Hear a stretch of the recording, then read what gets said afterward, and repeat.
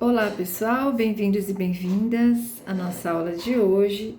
Hoje vamos tratar de antropologia política. E para a aula de hoje eu me baseio no livro Antropologia de Mércio Pereira Gomes, ok? Esse livro vai estar disponível lá no Educa também, tá bom? Começando, antropologia política. Política e as relações de poder, né? A palavra política tem origem no termo grego politiké, polis e tikos. Polis significa cidade e tikos é um termo que significa o bem comum dos cidadãos. Portanto, politiké era um termo grego que significava governo da cidade para o bem comum de todos os cidadãos, né? Portanto, quando falamos em política, estamos falando em bem comum, né? Em distribuição, em equidade, em garantia dos direitos de todos, ok? A política diz respeito ao poder e à sua distribuição desigual entre os homens. O que é o poder? Quem tem poder? Onde está o poder e para que serve o poder? São questões básicas que muitas especialidades das ciências humanas, jurídicas e da filosofia buscam responder. Então, existem muitas áreas da ciência que estudam a questão do poder, a questão da política, mas o que interessa para a antropologia, né? É como é que esse poder se desenvolve e como é que ele se sustenta, inclusive nas sociedades indiferenciadas. Vocês vão lembrar lá das aldeias agrícolas indiferenciadas, né? Então, o que a gente vai estudar aqui é isso: como é que a política, como é que o poder vai se estruturando, vai se fazendo presente nessas aldeias indiferenciadas, depois nessa transição até chegar o Estado, né? Como houve essa transição, ok? Então, várias ciências estudando essa questão e as contribuições da antropologia nos estudos sobre política são basicamente três. Primeiro, como o poder se opera em sociedades em que a desigualdade social é mínima? O que é poder e como ele se exerce minimamente? Então, essas são as perguntas da antropologia. Uma outra questão que a antropologia quer responder: como esse poder muda de acordo com as mudanças sociais que se operam em sociedades? O poder em sociedades igualitárias se exerce de um modo, em sociedades desigualitárias de outro modo bastante diferente. Para a gente entender essas sociedades igualitárias e desigualitárias, isso tem a ver com poder, né? Então, se a gente voltar novamente lá nas aldeias agrícolas indiferenciadas, a gente lembra que ali você tinha as aldeias, as tribos, onde todo mundo trabalhava, todo mundo tinha direito aos bens produzidos por aquela comunidade. Mesmo quem chegava depois tinha direito, né, a seu pedaço de terra para plantar, aos bens culturais daquela comunidade, né? Então isso essas eram as aldeias agrícolas indiferenciadas. Então, quando se fala em sociedades igualitárias, estamos falando de igualdade de direitos, né? Então é dessas sociedades que nós estamos falando. E sociedades desigualitárias, a nossa sociedade, por exemplo, é um exemplo típico, né? A gente está falando de desigualdade de direitos, né? Desigualdade de acesso aos bens produzidos por aquela sociedade, ok? Então, o que a antropologia está perguntando aqui é isso. O poder existe nessas duas formas de organização social, tanto nas igualitárias como nas desigualitárias. Mas como é que ele se sustenta nas duas, né? Nas sociedades desigualitárias, por exemplo, ele se sustenta com a opressão, né? Mas e nas sociedades igualitárias? O que mantém o poder daquele centro, né?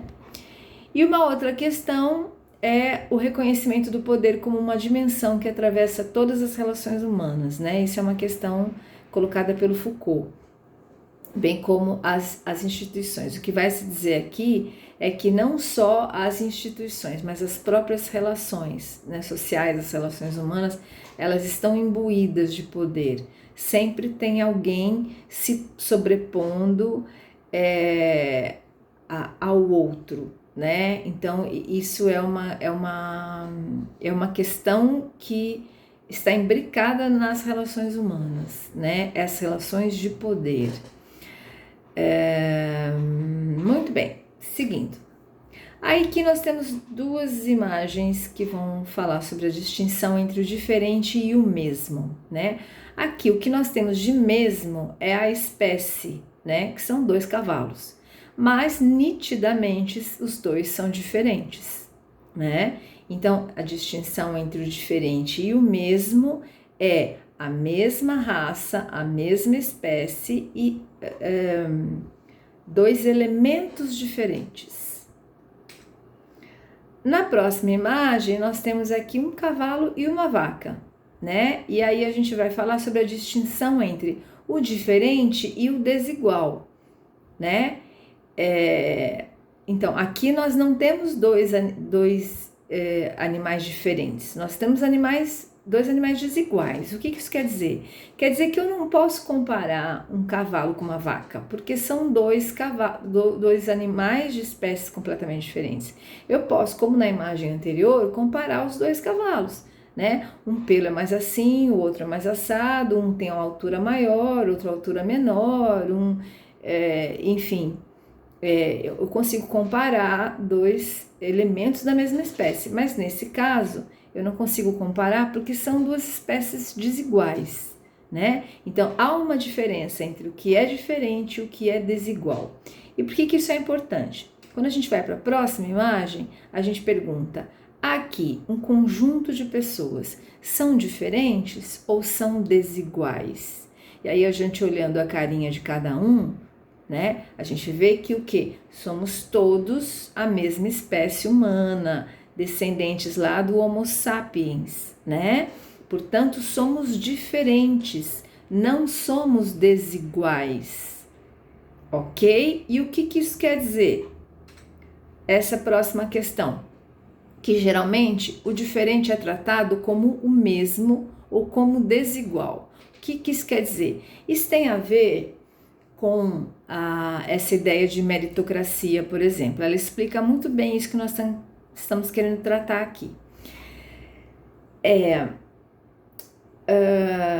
Um discurso, por exemplo, de que a pessoa que não vai trabalhar, não vai estudar, porque não quer, porque tem emprego aí, porque a escola está aí, a pessoa não vai porque não quer, né? Ela tem aí 2 braços, 2 pernas, então se ela não tem emprego é porque falta boa vontade da parte dela. Então esse discurso de meritocracia é um discurso que trata as pessoas como a mesma, né? Como se as oportunidades que são dadas para todo mundo é a mesma oportunidade, né? Então ela não consegue enxergar a diferença de acesso, né? Então a diferença do acesso de quem está empregado, de quem está desempregado, quais condições estruturais básicas existem entre essas pessoas.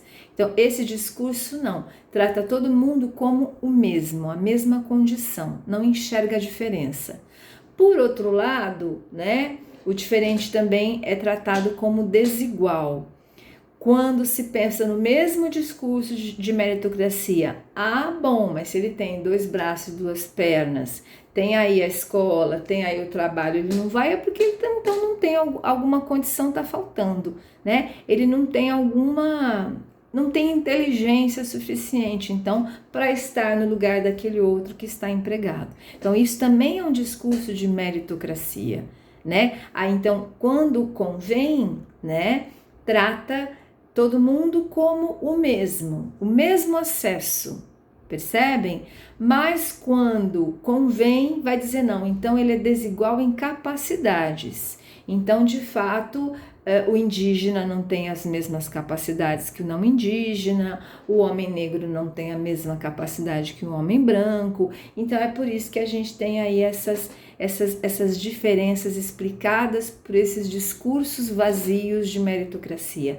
É isso que quer dizer o mesmo sendo tratado, o diferente sendo tratado como o mesmo ou como desigual. Portanto, somos sim todos diferentes, né? O que nós precisamos não é ser tratados como iguais. Nós precisamos ter as mesmas condições de acesso à escola, à cultura, à arte, ao lazer, ao trabalho, né? Então, o que precisa ser igual não são as pessoas não são iguais, né? Mas também não são desiguais, as pessoas são diferentes. O que elas precisam é do mesmo acesso, né? E por que nós estamos falando isso dentro de antropologia política? Porque isso tem tudo a ver com política e com poder, ok? Portanto, essa distinção é muito importante para entender como o poder age em sociedades igualitárias e entre as desiguais. O poder em sociedades igualitárias, então estamos lembrando lá das aldeias indiferenciadas, né? Durante muito tempo, a temática política na antropologia estava relacionada à instituição chamada Estado.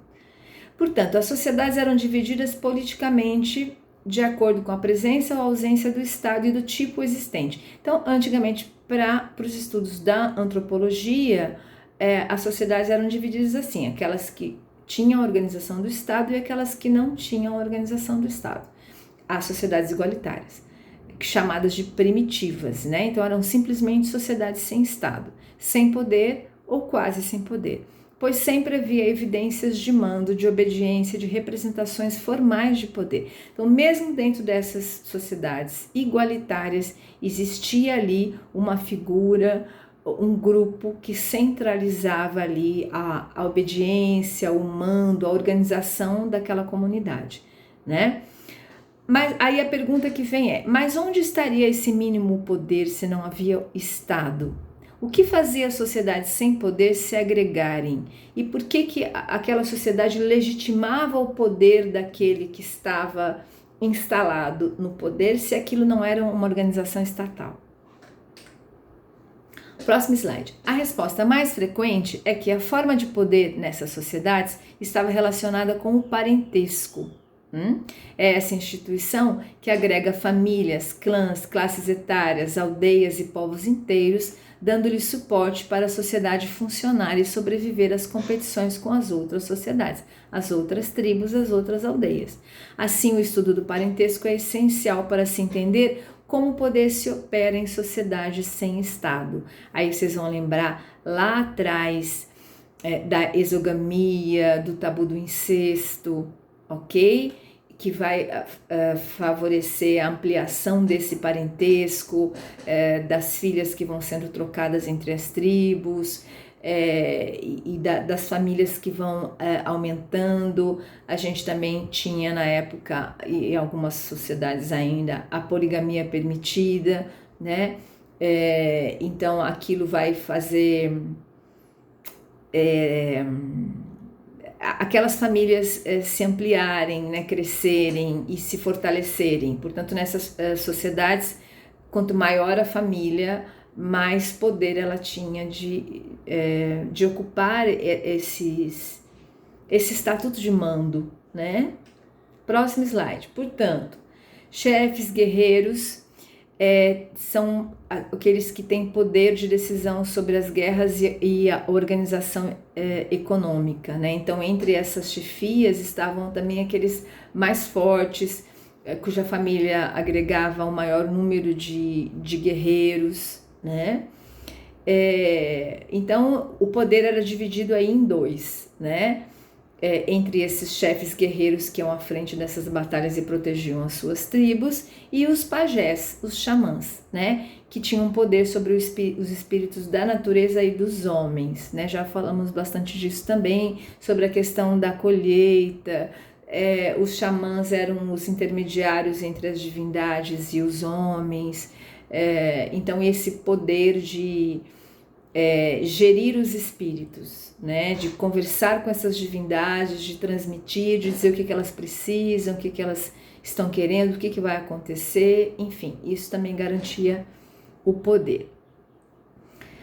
Em 1970, nós temos o antropólogo francês Pierre Clastres, que foi aluno de Lévi-Strauss, que também era um antropólogo, que vai trazer condições para ajudar a compreender a natureza do poder dessas sociedades igualitárias, porque ele passa meses ali na década de 1960 entre as tribos indígenas no Paraguai.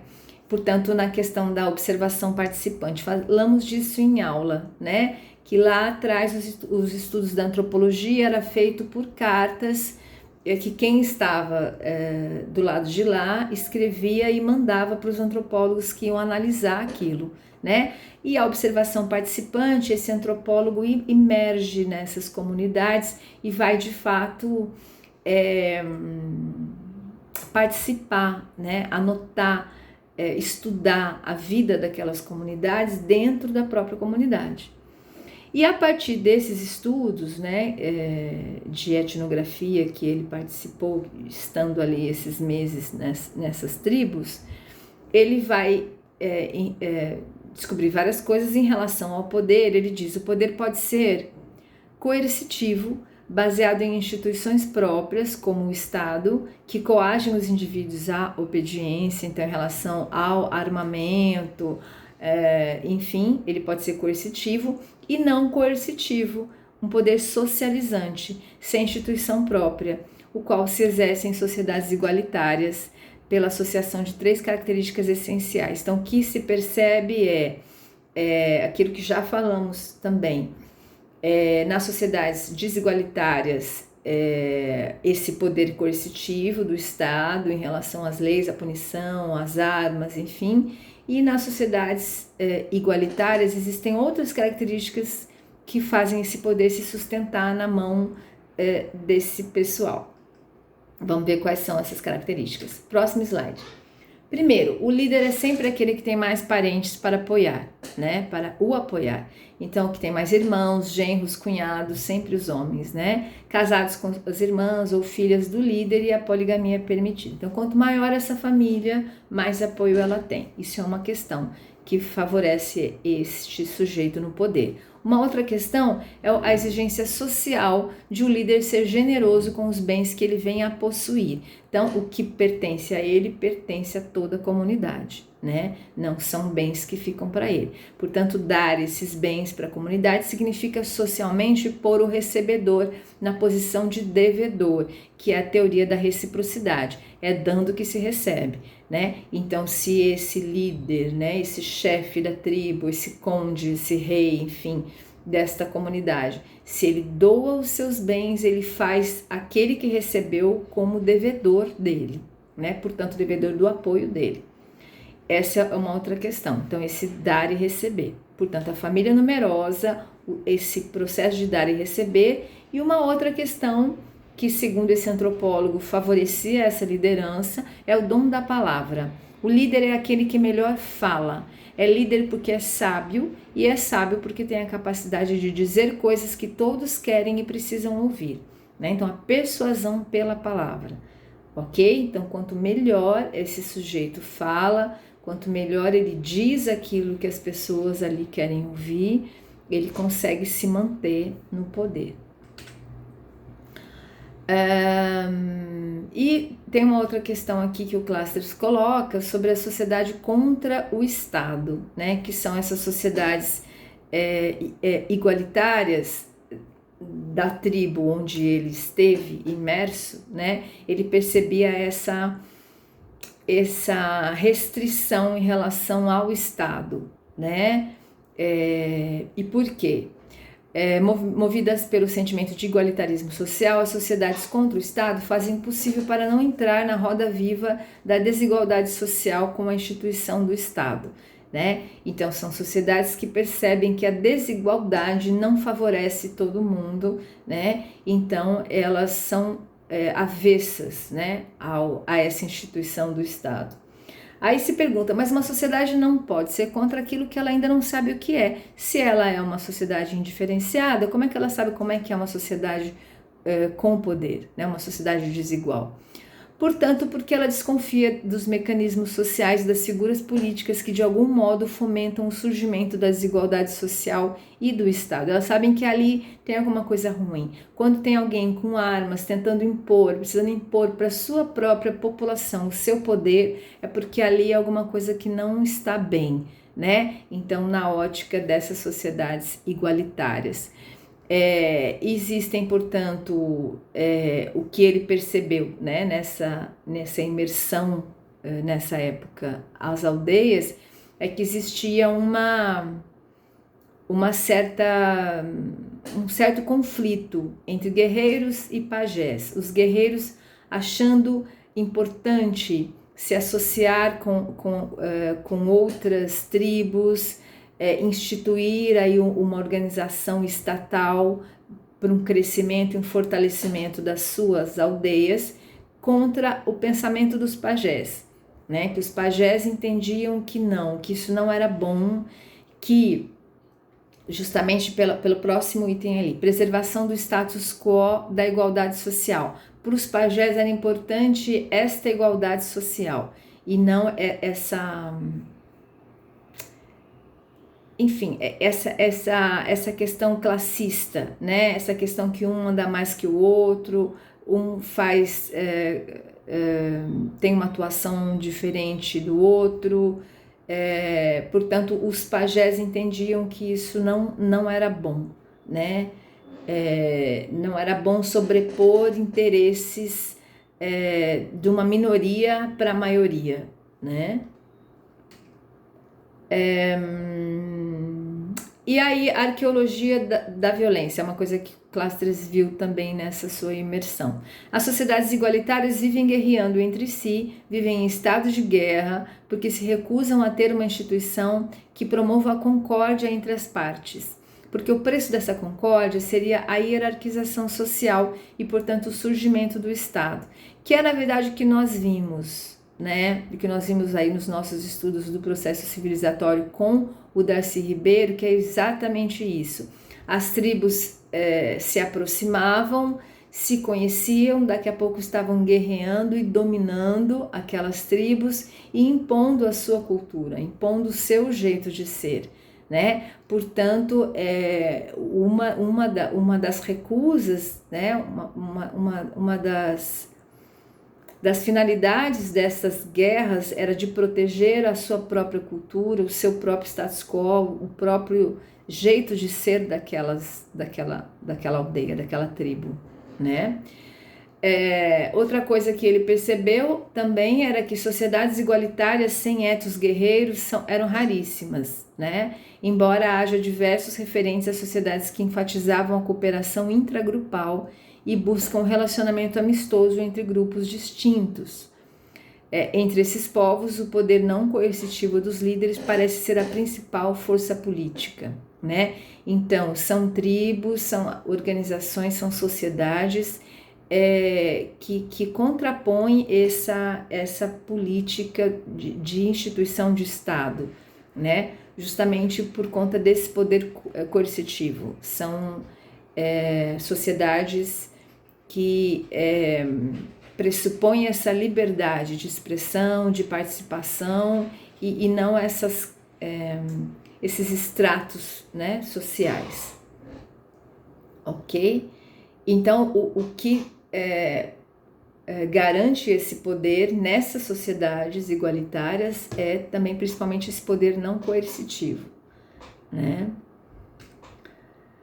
Resumindo, em sociedades igualitárias, a organização política, isto é, a distribuição do poder e as instituições que dão coesão social, se realiza primariamente pelo parentesco, que exerce funções sociais, econômicas, religiosas e propriamente políticas, né?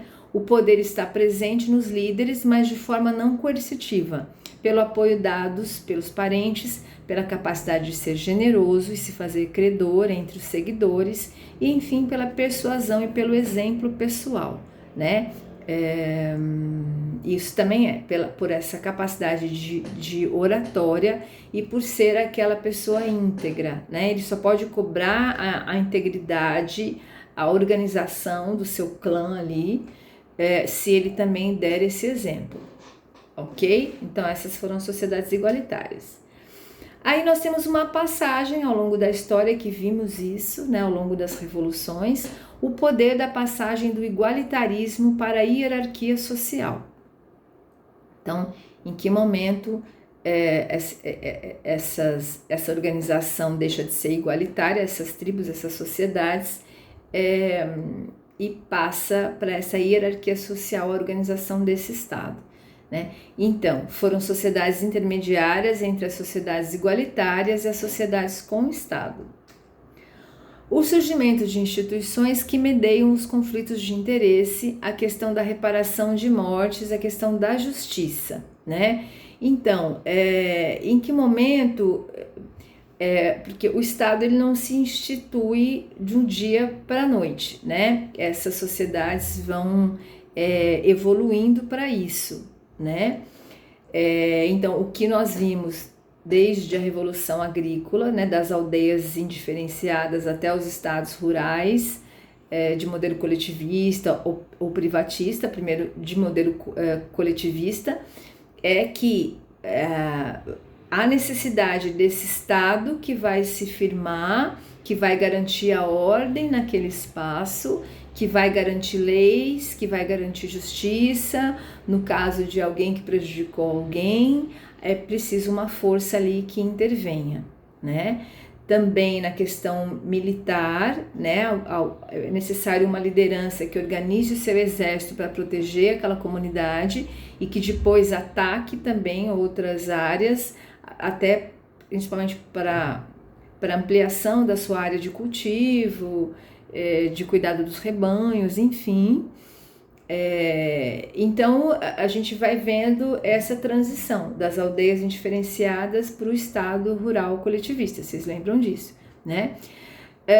Próximo item, sociedades hierárquicas, produção econômica controlada pelo rei, de base agrícola, também lembram disso, né? Onde todas as terras são do rei, o rei tem o poder divino sobre aquilo e ele empresta essas terras para os camponeses trabalharem e pagarem os impostos para a coroa.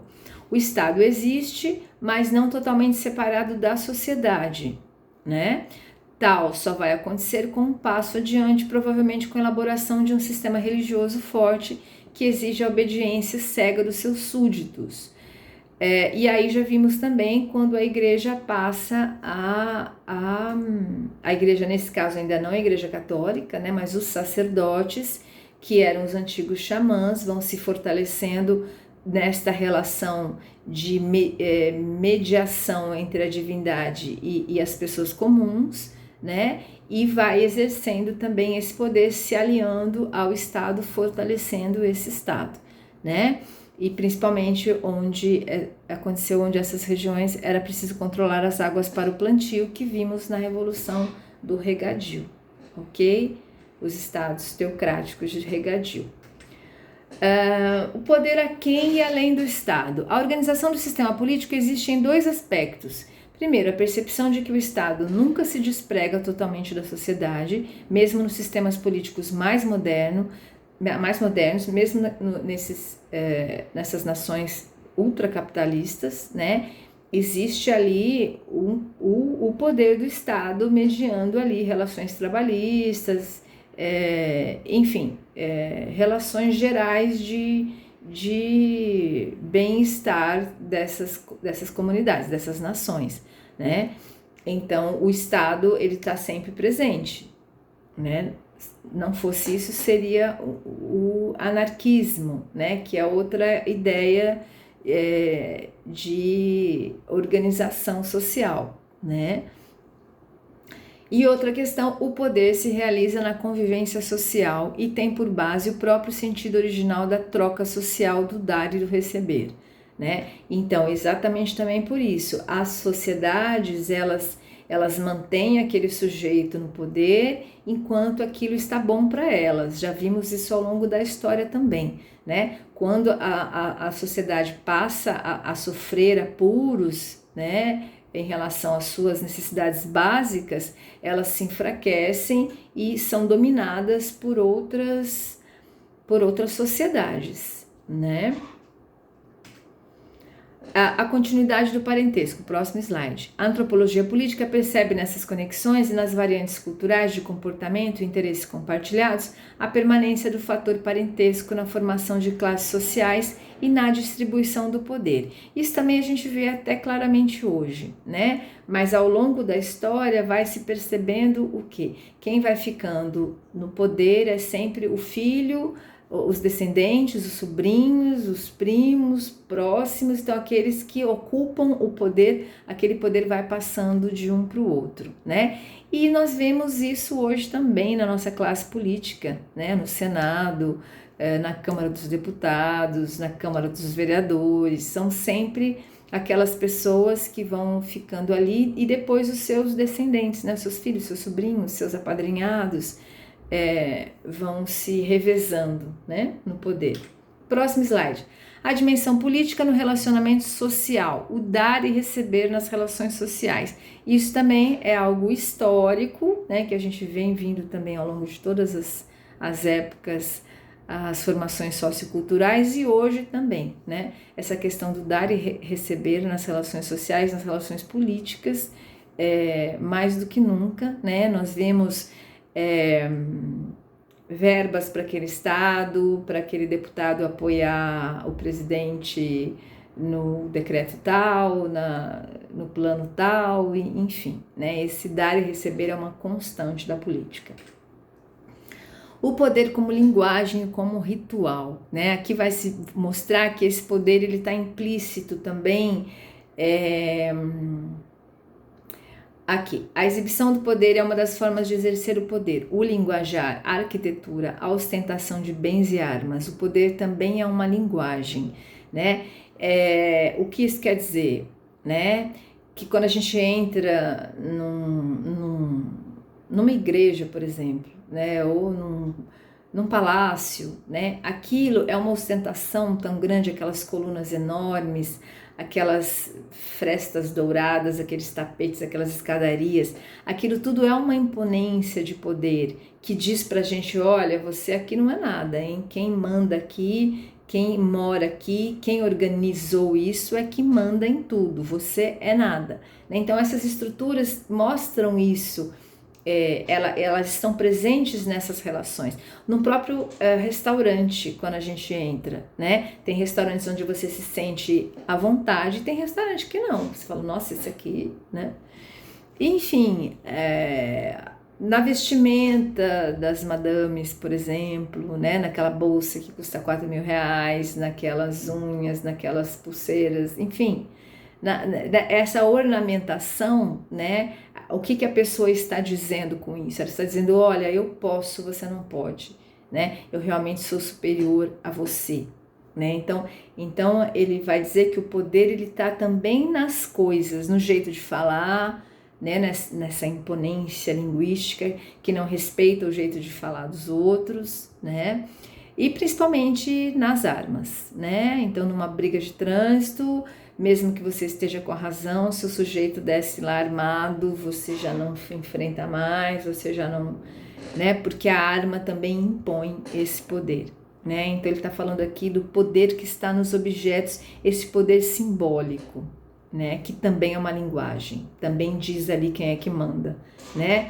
E o poder, para ser acreditado e legitimado pelos que não têm esse poder, ele precisa ser considerado natural e incontestável.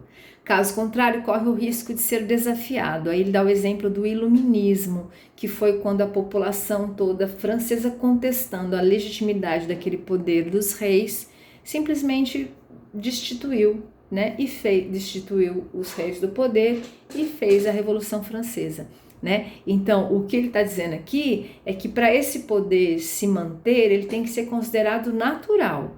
E o poder dos reis antigamente era um poder de fato natural, porque o rei era um filho de Deus na terra, né? Então, depois a gente vê que com o desenvolvimento das ciências, então esse poder real ele vai sendo questionado, a própria figura de Deus, né?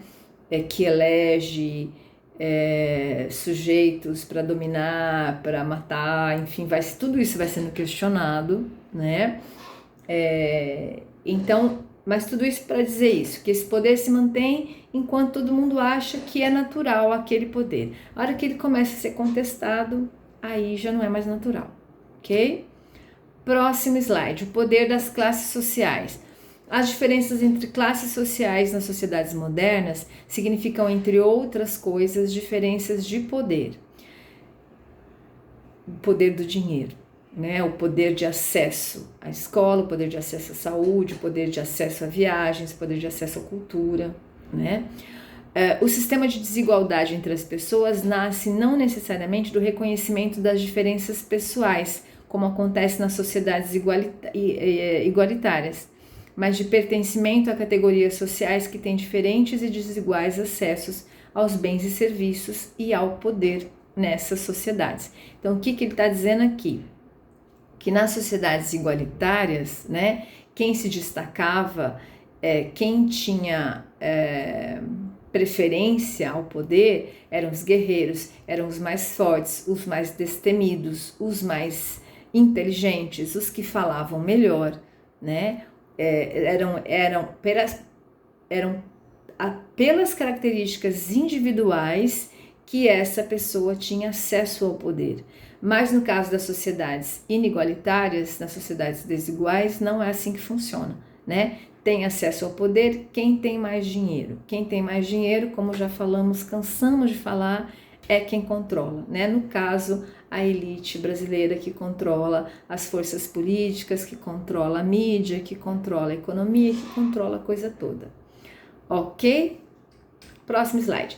Aqui o poder aparece em todos os aspectos da vida social, desde a presença de mais indivíduos de classes superiores no Estado, o que significa no Executivo, Legislativo e Judiciário, oferecendo melhores condições de vida e privilégios para seus membros, na propriedade e no controle dos meios de produção, a distribuição espacial dos bairros, o tamanho das casas, no melhor ou pior acesso à educação, até na discriminação social, racial ou étnica que os poderosos cometem sobre os sem poder.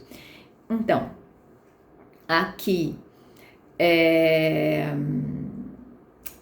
quando se fala, né, desde a presença, que esse poder ele vai se fazendo desde a presença dos indivíduos dessas classes superiores, entre aspas, né, nos poderes do Estado, né, que é o Executivo, o Legislativo e o Judiciário. Basta a gente olhar, por exemplo, nós temos mais da maioria da população brasileira entre pardos e negros. E se você olha na Constituição ali do poder judiciário, começando, né, com lá os membros do Supremo, Tribunal Federal, os juízes, enfim, você de vez em quando acha alguém negro, né? No geral, são pessoas brancas, são pessoas bem nascidas, entre aspas, muito estudadas, né? No Legislativo e no Executivo também. Quem é que ascende a esse poder, né? São sempre aqueles ou filhos dessas classes abastadas ou financiados por essas classes abastadas, porque vão, estando no poder, aderir aos interesses das classes abastadas, ok? Então é sempre esse povo que está mandando no país. Na propriedade e no controle dos meios de produção, os grandes industriários, os grandes latifundiários, enfim, a distribuição espacial dos bairros, né? Então, por exemplo, se a gente for olhar em Palmas, né? Nós temos aqui um centro urbano, né, da cidade, que tem acesso ali ao núcleo da cidade. Aí você tem a Teutônio, né, uma pista enorme que vai chegar no aeroporto, e a partir dali você tem, então, outras comunidades, né?